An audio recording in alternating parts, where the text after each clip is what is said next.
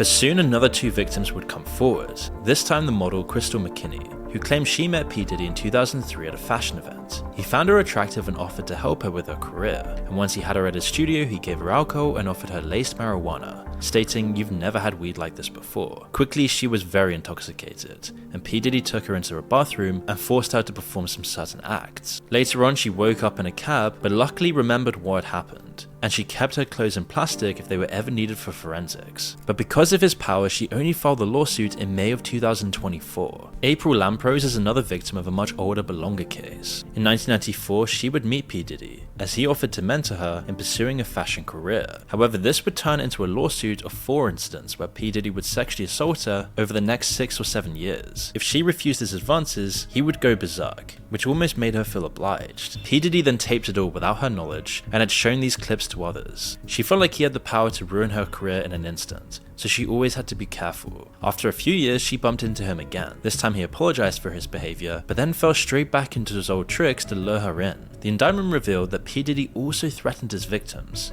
including by threatening to expose the embarrassing and sensitive recordings he made of freak-offs, if the woman didn't comply with his demands. Kidnapping, also one of the charges, was briefly mentioned in a joking manner in a Conan interview with P. Diddy, where he says, quote, "I don't know if you guys have noticed this, a lot of ladies drink water at parties. They just, so if you don't have what they need, they're gonna leave. You need locks on the doors." And while the crowd laughs at the time, it's only in hindsight did we realize how disturbing the statement truly was. I don't know if guys have noticed this, like a lot of ladies drink water at parties. They just, so you have, if you don't have what they need, they're gonna leave. Right. Gotta keep them there. Right. You need locks on the doors.